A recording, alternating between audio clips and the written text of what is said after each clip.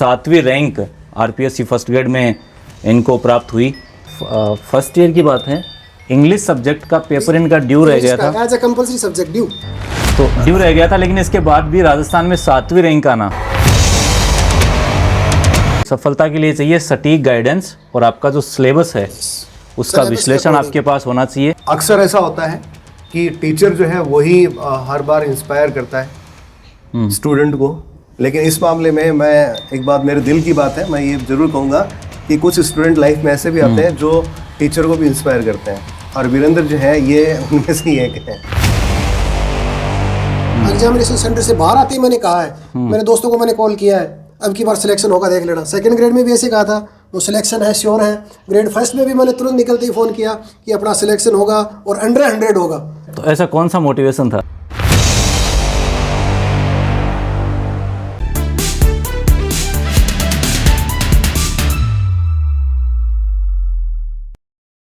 नमस्कार, sky educare में एक बार फिर से आप सभी का स्वागत है।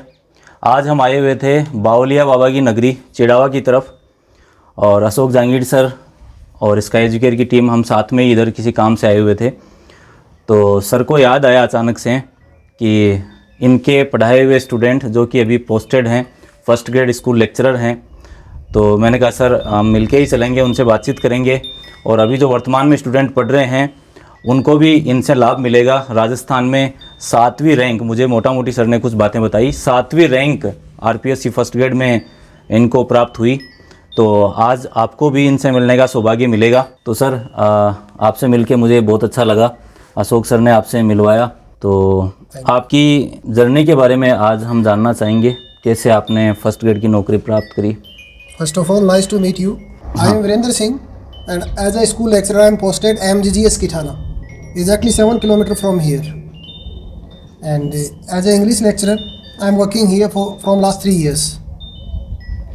तो आपकी सर पारिवारिक पृष्ठभूमि कैसी रही है, आपने शुरुआत कैसे की और इस फर्स्ट ग्रेड की नौकरी तक आप कैसे पहुंचे? 2001 के अंदर मैंने मेरा ग्रेजुएशन किया था।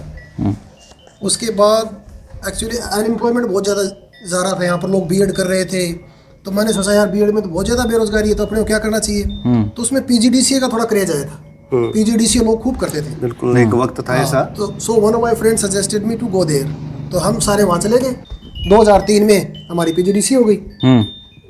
सो एक एडवर्टीजमेंट अपने दैनिक भास्कर में पब्लिश हुआ कि some vacancies are lying vacant and required in Saudi Arabia. So we approach there. 2004 में मैं सऊदी अरब गया एज ए कंप्यूटर ऑपरेटर। कितने साल रहे वहाँ? 1 अप्रैल 2004 से लेके 16 अक्टूबर 2008 तक 4 years आई स्टेड देयर। फिर आपको अचानक से क्या ख्याल आया कि नहीं यार वापस चलते हैं, मैं तो टीचर बनूंगा? 16 अक्टूबर 2008 को जब वापस आया, एक्चुअली मेरी शादी हुई थी 6 जुलाई 2006। 6 जुलाई 2006 शादी के बाद मैं एक बार फिर गया 2 साल। 2 साल पहले गया, 2 साल शादी के बाद गया। सो माय बेटा half requested me to stay here, not to go back to Saudi Arabia that time, so I stayed here. फिर यहाँ क्या आपने सीधे तैयारी शुरू कर दी या कोई दूसरा काम करने लग गए? प्राइवेट स्कूल ज्वाइन किया यहाँ पर चिड़ाव में एज ए कंप्यूटर टीचर। यहाँ तक आपका इंग्लिश से कोई वास्ता नहीं है? एडिशनल किया बाद में जाके, अभी तक तो कोई इंग्लिश में नहीं था, मेरे ऑप्शनल में थे। बट ये भी काफी इम्पैक्टफुल है कि देखिए कि उस वक्त तक इनका इंग्लिश से कोई वास्ता नहीं था, कोई वास्ता नहीं, बीएड भी इन्होंने उस वक्त तक नहीं किया था, but right now he is speaking fluently in English. That is very impactful and impressive, and you all must watch this. ठीक है। 2009 में PTT में एडमिशन हुआ। 1 जुलाई से मैंने राजस्थान में अपने राजस्थान TT कॉलेज है चिड़ावा में, उससे मैंने बीएड शुरू किया, और उसके साथ साथ हिंदुस्तानी स्कूल में मैंने पढ़ाना शुरू किया। वहाँ पढ़ाया हमने 2011 जून 30 जून 2011 तक वहाँ पढ़ाया। फिर जुलाई में सर से संपर्क हुआ, सीकर गए, सेकंड ग्रेड की वैकेंसी भी उसी समय पब्लिश हो गई थी आरपीएससी के द्वारा। जिस टाइम आप पढ़ा भी रहे थे, तैयारी भी कर रहे थे? हाँ, मैंने बीएड के साथ ही चालू कर दी थी।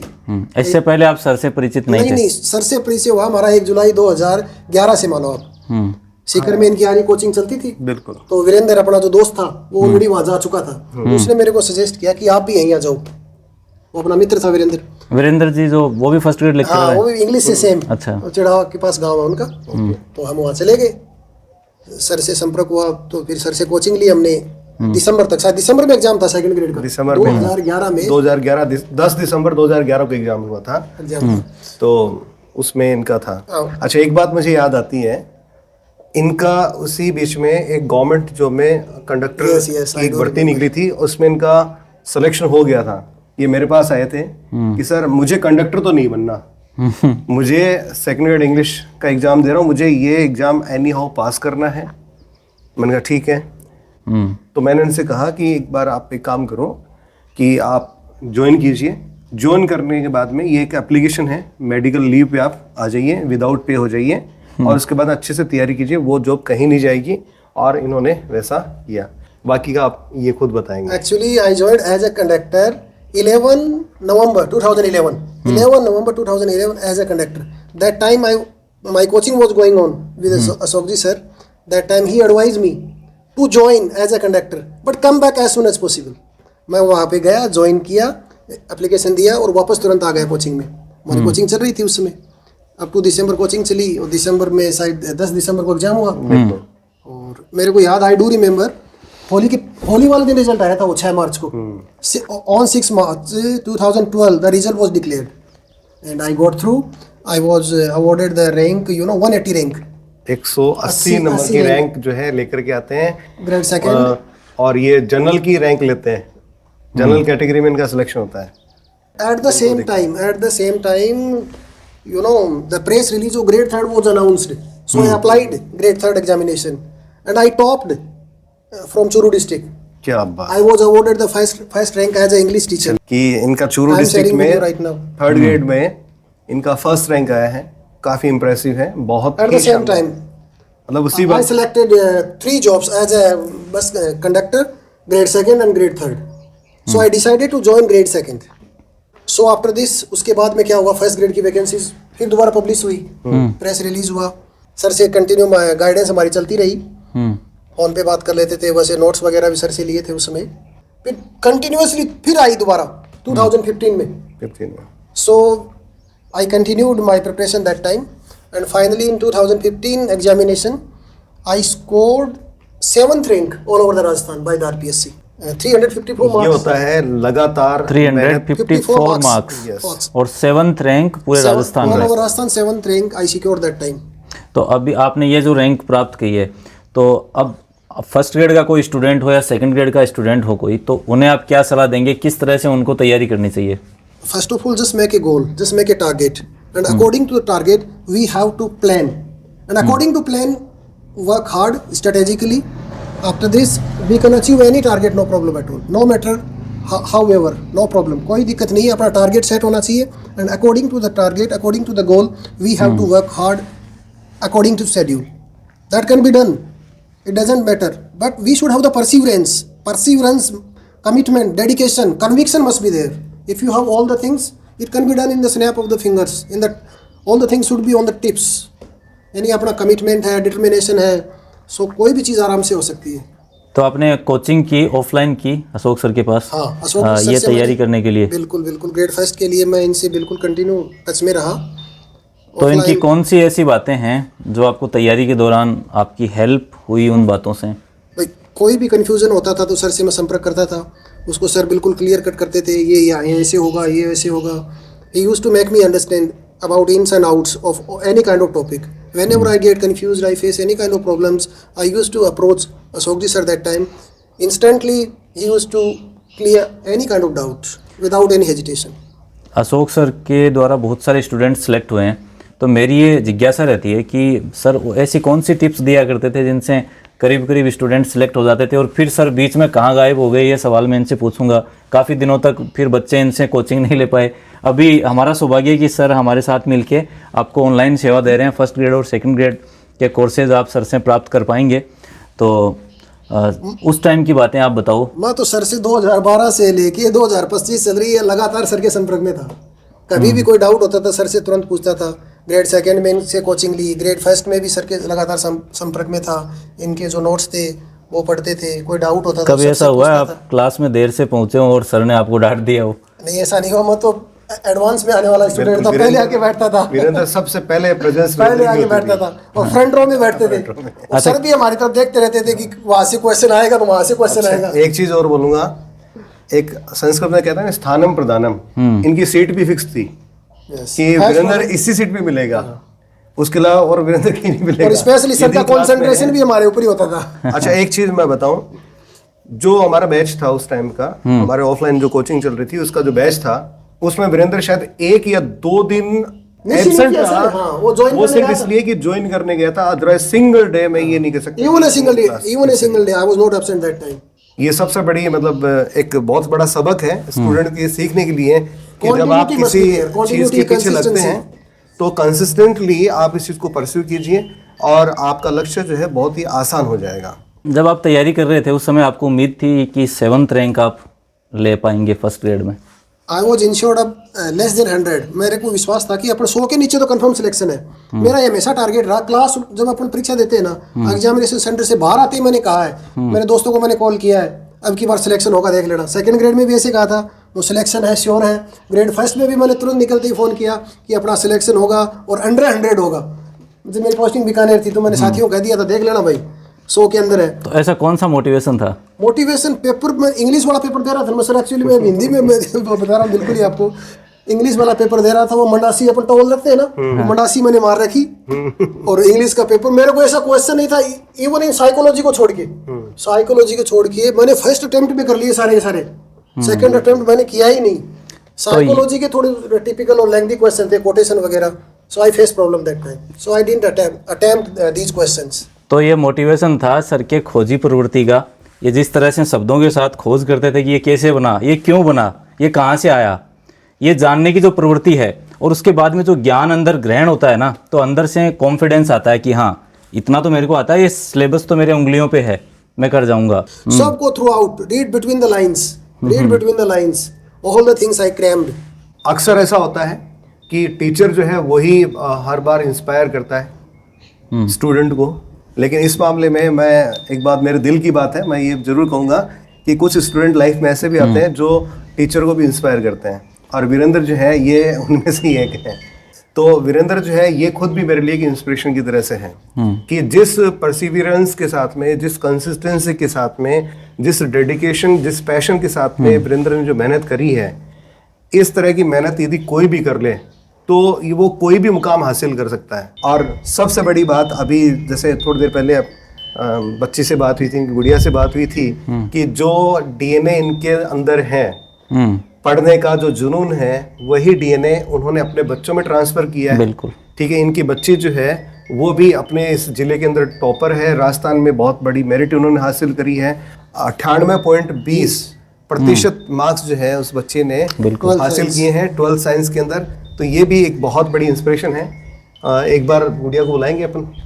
तो मैं अपनी इस बच्ची जिया, जो कि वीरेंद्र जी की इनकी बच्ची है, और इसने 98.20% मार्क्स जो है हासिल किए हैं और पूरे राजस्थान में अपने ज़िले का नाम भी रोशन किया है, झुंझुनू ज़िले का नाम रोशन किया है, अपने गांव सारी इसका भी नाम रोशन किया है, जो कि चिड़ाव के बिल्कुल पास में है। बाबा बावड़दास जो है, बावड़िया बाबा जी हैं, उनकी नगरी में है। और इस बच्चे ने अपने परिवार का, पिता का नाम भी रोशन किया है। तो पिता भी पीछे नहीं है। इन्होंने 3rd ग्रेड में पूरे चूरू जिले में 1st रैंक हासिल करी। 2nd ग्रेड में इन्होंने 180 रैंक हासिल करी, पूरे राजस्थान में आरपीसी द्वारा जो आयोजित हुई थी। और 1st ग्रेड के अंदर इन्होंने पूरे राजस्थान में 7वीं रैंक हासिल करी। और इसी डीएनए को वीरेंद्र ने ट्रांसफर किया है अपनी बच्ची में, जिया में। तो इसको बहुत बहुत आशीर्वाद है, बधाई आपको, शुभकामनाएं। हाँ, तो बेटा ये जो सफलता हासिल करी है, इस सफलता के बाद में आगे क्या तुम करना चाहती हो, वो थोड़ा बताओ हमारी ऑडियंस को। अभी 12th पास हो गई, अभी मैं कॉलेज में हूँ, कॉलेज का 1st ईयर चल रहा है। मैंने सिविल सर्विसेज में जाने का सोचा है। My plan is civil services, and उसमें भी exactly being an RAS officer, SDM बनना है। अपने लोगों को, the people of my state, I want to serve them. Yeah that's great. बहुत ही अच्छी सोच है तुम्हारी रिया, और भगवान जो है वो आपके इस सफ़र में आपके लिए आशीर्वाद बन के आपके साथ रहेंगे, आपकी सफलता जो है उसको सुनिश्चित करेंगे। चलिए, आपसे मिलके बहुत खुशी हुई। ठीक है, थैंक यू। बहुत बहुत शुभकामनाएं आपको आगे की ठीक सफर है। के लिए भी। Thank you very much. तो सर मैं आपसे एक सवाल ये पूछूंगा कि आप जब तैयारी कर रहे थे तो आपको तैयारी करते करते ये लगा कि नहीं यहाँ से तो ये तो सफ़र मुश्किल हो रहा है, या कभी कठिनाई का सामना आपने किया, या कभी ऐसा लगा कि यार फंस गए, ये तो नहीं हो रहा? जीके का जो मेरा पोर्शन था ना वो सारा मैंने अंगुलियों पे रट रखा था। इंग्लिश में थोड़ी बहुत प्रॉब्लम थी, वो सर से मिलके तो वो तो फुली कॉन्फिडेंट था, सिलेक्शन तो 100% होना, अब रैंक कौन सी आएगी वो नहीं मालूम, कभी नहीं सोचा। और सेकंड ग्रेड के साथ वो थर्ड ग्रेड भी ऐसे ही देके आया था मैं शुरू, फर्स्ट ही आ गई, कभी सोचा ही नहीं। तो अभी आप कोई स्टूडेंट्स को कुछ ऐसी टिप देना चाहें जिनसे सफलता का रास्ता और आसान हो जाए? भाई सफलता का रास्ता तो यही है, हार्ड वर्किंग। हार्ड वर्किंग के अलावा कोई नहीं है। अपने डे को शेड्यूल करो, प्लान करो और उस प्लान के अकॉर्डिंग अपने को वर्क करना है बस। तो एक ही टिप है, डाइवर्ट होना ही नहीं है, no distraction, only concentration about your goal, that I have to achieve it, nothing, set aside all the things, सब चीजों को साइड में कर दो, only I have to study, it can be done. किस तरह से उन्होंने अपनी सफलता प्राप्त की? हालांकि ये पहले से खूब मेहनती थे, इनकी मेहनत के बिना कुछ भी संभव नहीं था। गाइडेंस तो भी जरूरी है ना, गाइडेंस सर से लगातार चल रही है, अभी भी चल रही है सर से गाइडेंस। अभी भी कोई प्रॉब्लम होती है टीचिंग में, कभी भी सर से पूछते हैं, कोई पेपर में कोई ऐसा क्वेश्चन आ जाए। सफलता के लिए चाहिए सटीक गाइडेंस, और आपका जो सिलेबस है उसका विश्लेषण आपके पास होना चाहिए, और आपका रिवीजन बहुत ज़रूरी है। उसके लिए सारी सामग्री सर आपको उपलब्ध करवा रहे हैं, तो आप भी इस सफलता में भागीदार हो सकते हैं। तो अभी मैं अशोक जहांगीर सर से पूछना चाहूँगा कि सर, इतने सारे स्टूडेंट को सिलेक्शन दिलवाने का अनुभव आपका है, तो आप स्टूडेंट्स को अभी क्या कहना चाहेंगे जो ऑफलाइन पढ़ रहे हैं, जो ऑनलाइन पढ़ रहे हैं, या कुछ लोग ऐसे द्वंद्व में हैं कि मैं ऑनलाइन जाऊं या ऑफलाइन जाऊं, क्योंकि अभी टाइम कम बचा है, फर्स्ट ग्रेड का एग्ज़ाम जून में है, तो तैयारी के लिए सही रणनीति क्या होगी? आपने बहुत ही अच्छा सवाल किया है, तैयारी के लिए सही रणनीति क्या होगी।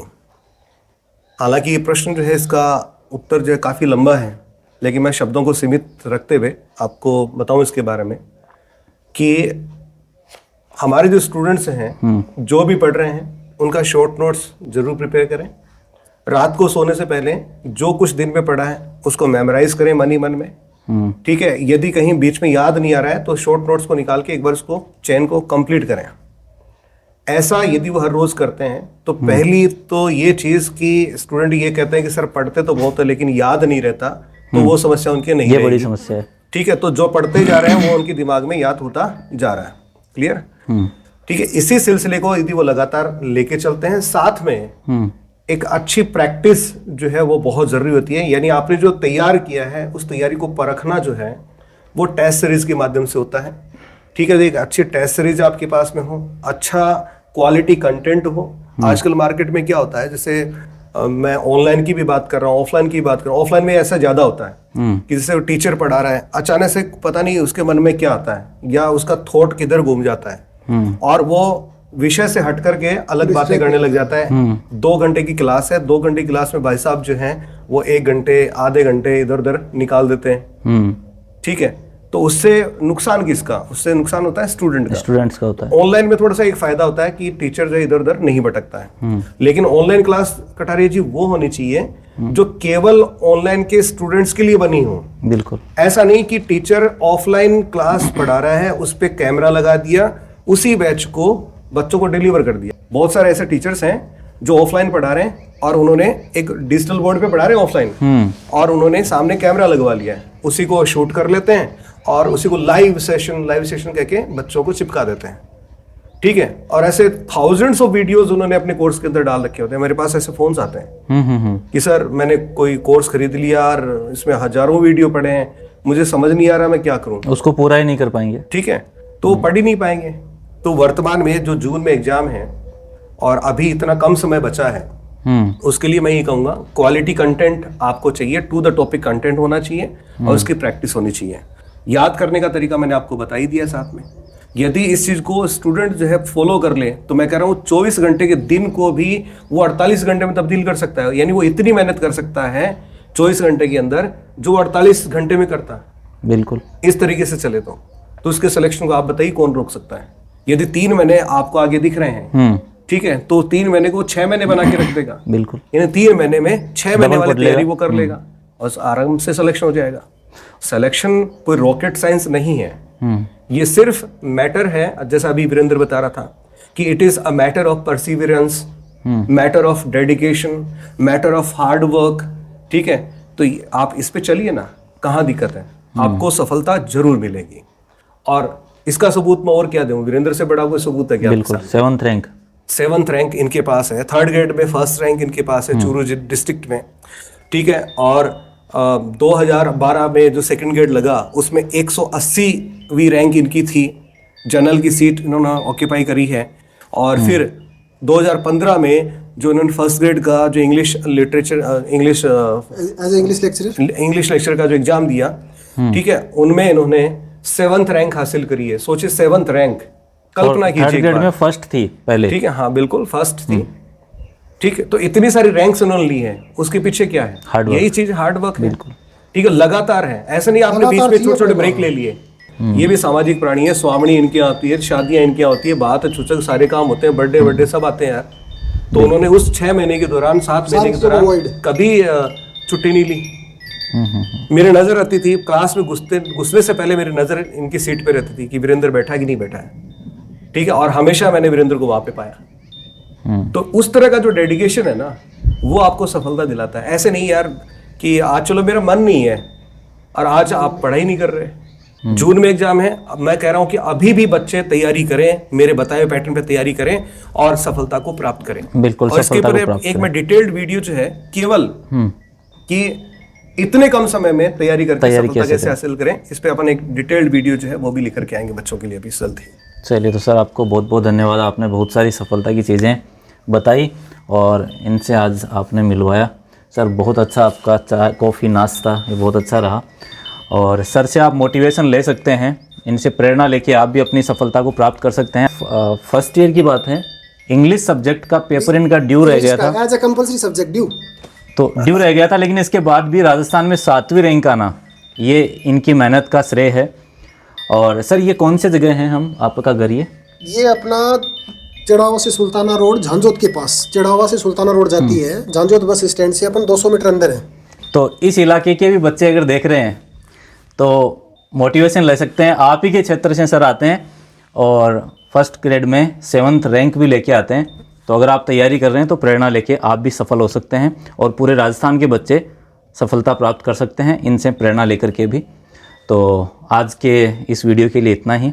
उम्मीद करूँगा आपको ये जानकारी बहुत पसंद आई होगी। और अगर आपको ये वीडियो अच्छा लगा है तो आप उन तमाम पढ़ने वाले, तैयारी करने वाले विद्यार्थियों तक इसको शेयर कर सकते हैं ताकि ये प्रेरणा अधिक से अधिक छात्रों तक पहुंच पाए। इसी प्रकार की जानकारियां, वीडियोज़ और इंटरव्यूज़ हम आपके लिए लाते रहेंगे, इसलिए चैनल पर बने रहें। तो आज के लिए इतना ही सर, नमस्कार। Nice to meet you.